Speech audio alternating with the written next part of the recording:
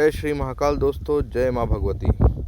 आज 29 मार्च 2025 एक बहुत ही विशेष दिन है।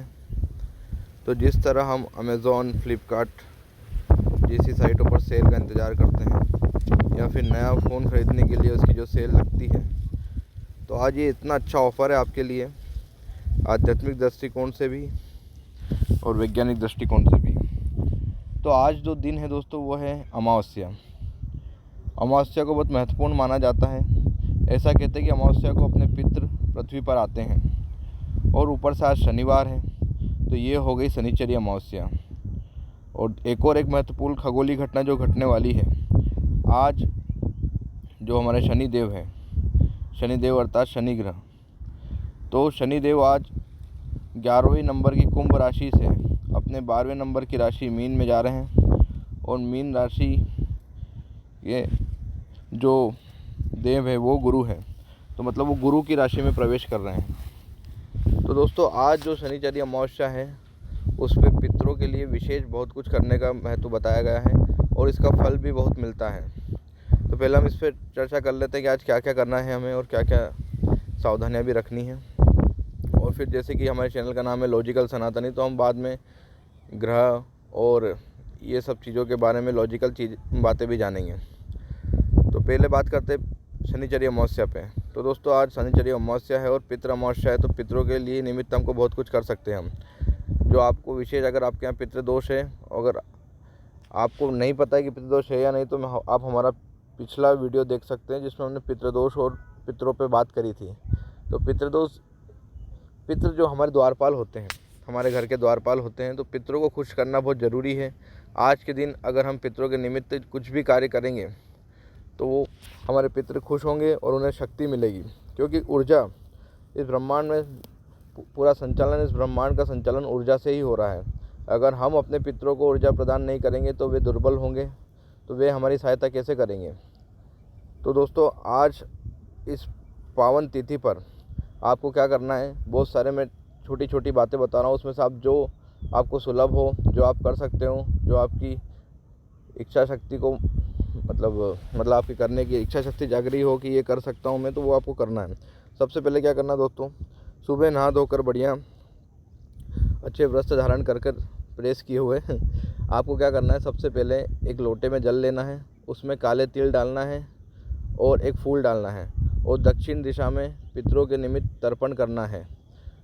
और पहला काम आप ये कर सकते हैं। दूसरा, आज आप पशु हो गए, पक्षी हो गए, चींटियाँ हो गई, आपको जो भी जीव दिखे उसको आप अन्नदान कर सकते हैं। गरीब हो गया, कोई गरीब व्यक्ति हो गया, कोई भूखा व्यक्ति हो गया, उसको भोजन करा सकते हैं, किसी ब्राह्मण को भोजन करा सकते हैं।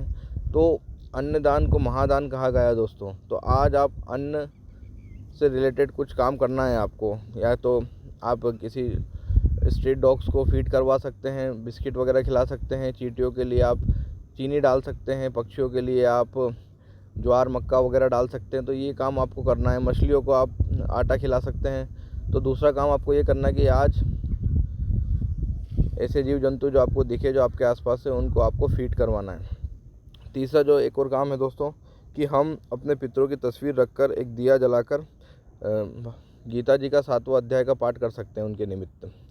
और फिर दूसरा है कि आप, चौथा काम है कि आप किसी पवित्र नदी में, जैसे कि हम उज्जैन में निवास करता हूँ तो शिप्रा मैया हैं, आपके आसपास जो भी पवित्र नदी, वहाँ पर आपको स्नान करना है और पितरों को तर्पण देना है। दोस्तों, जब हम सूर्य को अर्घ्य देते हैं तो हम दोनों हाथों को मिला के देते हैं, वो सूर्य देवता को अर्घ्य दिया जाता है इस तरह से। और ऋषियों को दोनों हाथों को मिलाकर फिर बीच में से उसको छोड़ते हैं, तो वो ऋषियों को अर्घ्य दिया जाता है। और पितरों को जो अर्घ्य देते हैं, तर्पण किया जाता है, वो है अंगूठे के माध्यम से। तो आप जल लीजिए और सीधे हाथ के अंगूठे से इधर झुकाइए उसको, अंगूठे के माध्यम से उनको 3 बार ओम पितृदेवाय नमः करके, इस मंत्र का जाप करके आप उनको तर्पण कर सकते हैं। तो ये मंत्र आपको एक बार फिर से सुन लीजिए, ओम पितृदेवाय नमः। और एक और ख़ास मंत्र है जिसका आज आप जाप कर सकते हैं, ओम पितराय विद्महे, ओम पितृगणाय विद्महे जगतधारिणी धीमहि तन्नो पितरो प्रचोदयात। ये मंत्र का भी आप जाप कर सकते हैं। दूसरा एक और विशेष है कि आज सूर्य ग्रहण भी है, जिससे ये तिथि और महत्वपूर्ण हो जाती है। तो आज सूर्य ग्रहण है 2 बजे से लेकर 6:30 बजे तक मोटा मोटा। तो इस बीच में आपको पितरों के निमित्त कोई कार्य नहीं करना है। ऐसा कहते हैं कि सूर्य ग्रहण पे ये काम नहीं करते हैं।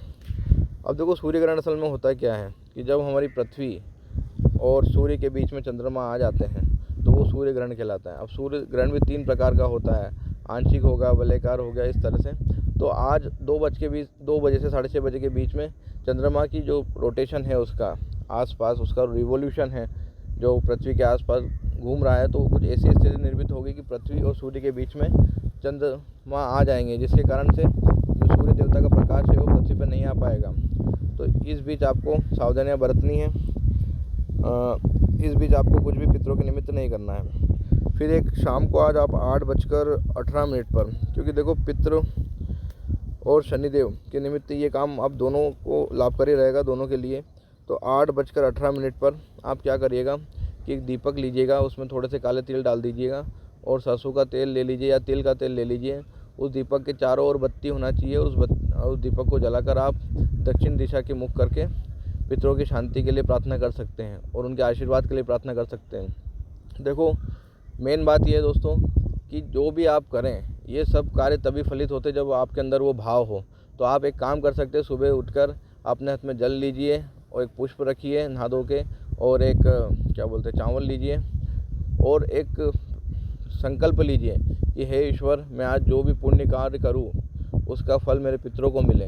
तो आज ये भाव आपके अंदर होना चाहिए कि मैं आज जो भी काम कर रहा हूँ वो मेरे पितरों के निमित्त कर रहा हूँ और उनकी शांति के लिए और उन्हें शक्ति प्रदान करने के लिए कर रहा हूँ और उनको अगली योनि में ताकि वो जन्म ले सकें। तो अब बात करते हैं शनिदेव की। शनिदेव दोस्तों जो है शनि ग्रह हमारा सौर मंडल का दूसरा सबसे बड़ा ग्रह है। तो ये लगभग पृथ्वी से 9 गुना बड़ा है। और जो सबसे बड़ा ग्रह है गुरु हमारे बृहस्पति, वो पृथ्वी से 11 गुना बड़ा उसका व्यास है पृथ्वी के मुकाबले। मेन बात ये है कि अब देखो हमारे ज्योतिषी और हमारे ऋषि मुनि कितने विद्वान थे। उन्होंने बृहस्पति ग्रह को गुरु की पदवी क्यों प्रदान करी, वो इसीलिए कि देखो आप जो गुरु बृहस्पति है वो सबसे बड़ा ग्रह है हमारे सौरमंडल का। अब वो जब से बड़ा है पृथ्वी से भी उसका जो व्यास है वो 11 गुना ज़्यादा है। तो वो क्या करता है कि उसकी जो स्थान है हमारे पृथ्वी के जस्ट बाद में 5वें नंबर पे बृहस्पति ग्रह आता है। तो उसकी जो ग्रेविटेशनल एनर्जी है, गुरुत्वाकर्षण ऊर्जा है, वो पृथ्वी से 2.5 गुना अधिक है। तो वो क्या करती है कि जो शुद्ध ग्रह है और मीटेरॉइड्स होते हैं, कॉमेट्स होते हैं, जो ब्रह्मांड में बड़ी बड़ी चट्टानें जो भ्रमण करती रहती है, तो वो क्या करता है कि वो अपनी गुरुत्वाकर्षण शक्ति से पृथ्वी का बचाव करता है। वो उन शुद्ध ग्रह को या फिर आप कहते हैं कॉमेट्स को या मीटेरॉइड्स को वो अपनी ओर खींच लेता है। उसकी गुरुत्वाकर्षण शक्ति इतनी पावरफुल है कि वो उस वस्तु जो पृथ्वी की दिशा में बढ़ रही है, आगे चल के पृथ्वी को नुकसान पहुंचा सकते हैं, वो मीटेरॉइड्स वगैरह, एस्टेरॉइड्स वगैरह, तो उनको क्या करता है वो अपनी ओर खींचता है। तो उससे उनकी क्या है कि जो डायरेक्शन है वो डिस्टर्ब हो जाती है, वो फिर बदल जाती है। तो वो क्या कर रहा है, गुरु का काम कर रहा है हमारे लिए। गुरु क्या करते हैं, हमारे जीवन में नकारात्मक चीज़ों को दूर करते हैं, हमारा बचाव करते हैं बुरी चीज़ों से, बुरी शक्तियों से। तो गुरु इसीलिए उसको गुरु की पदवी दी गई है इस ग्रह को। हालांकि बृहस्पति और शनि दोनों ही गेसी ग्रह है। और अब जैसे शनि की बात करते हैं तो शनि आज गुरु की राशि मतलब 12वीं राशि में, मीन राशि में प्रवेश करेंगे। तो जब गुरु की राशि में और जो शनि है उनका जो ग्रेविटेशन है वो पृथ्वी से 1.6 टाइम्स ही है, पर बृहस्पति का तो ज़्यादा है। तो बृहस्पति जो अपनी गुरुत्वाकर्षण शक्ति है, तो शनि की शक्ति उनके आगे कमज़ोर पड़ जाती है। तो शनि जो है, शनिदेव गुरु बृहस्पति के आगे झुकते हैं, उनका कहाँ मानते हैं।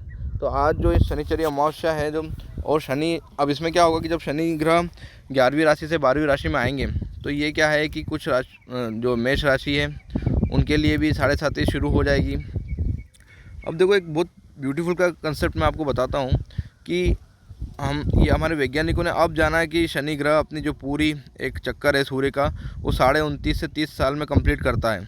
पर ये बात तो हमारे ऋषि मुनियों ने पहले ही कह दी थी कि जो हमारी 12 राशियाँ उसमें शनि ग्रह 2.5 साल में एक चक्कर, मतलब एक वो जो राशि है उसको ट्रेवल करता है। तो अब देखो कि हमारे ऋषि मुनि कितने ज्ञानी थे और उनका जो आध्यात्मिक ज्ञान था, जिसके बल पर उनका ध्यान का ज्ञान था, वो जिसके बल पर उन्होंने ये सब चीज़ें पहले ही जान ली थी। तो ये हमारे ज्योतिष में पहले ही लिखा है कि हमारी 12 राशियाँ और एक राशि में शनि 2.5 साल रहते हैं। तो 12 × 2.5 करेंगे तो आपको 30 साल, मतलब पूरा जो चक्कर है 12 राशियों का वो शनि 29.5 से 30 साल में कंप्लीट करते हैं। ये बात तो वैज्ञानिकों ने अब पता करी है। अब जो शनिदेव है वो न्याय के देवता है, अनुशासन के देवता है, और दृढ़ संकल्प और ईमानदारी। तो ये सब चीज़ जो है, और दूसरा है कि गहरा चिंतन वगैरह जो भी अनुभव है उसके देवता हैं। तो ये जो उनको कलर जो हमने दर्शाया है, नीला कलर, वो भी इसी का प्रतीक माना गया है। तो आज इस पावन तिथि पर, जब आज शनिचरी अमावस्या भी है, सूर्य ग्रहण भी है, तो ये मौका बार बार नहीं आता है। इस विशेष मौके को आपको मतलब अवेल करना आना चाहिए, भुनाना आना चाहिए। तो आज आप ज़्यादा से ज़्यादा अपने पितरों के निमित्त अच्छे से अच्छा काम करिए। आज आप उनका तर्पण कर सकते हैं, उनके निमित्त कोई यज्ञ कर सकते हैं, उनके लिए गीता के 7वें अध्याय का पाठ कर सकते हैं, उनके निमित्त आप अन्नदान कर सकते हैं, या फिर किसी गरीब ब्राह्मण को वस्त्र दान कर सकते हैं। और जो शाम को है, आपको शनि मंदिर, आज विशेषकर आप शनि मंदिर जाइए, उनको तेल अर्पण करिए, उनसे प्रार्थना करिए कि हे शनिदेव, हमें अच्छी मति देना, अच्छे भाव हमारे अंदर आए, हम जगत कल्याण के लिए कार्य करें। तो ये सब चीज़ें आपको, तो लॉजिकली भी ये सब चीज़ें फिट बैठती हैं। तो ये सब बातें थी दोस्तों आज के लिए।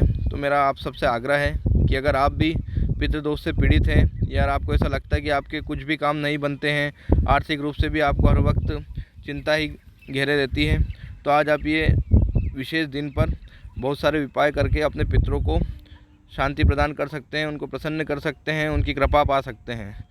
तो आज के लिए इतना ही। जय श्री महाकाल, जय माँ भगवती।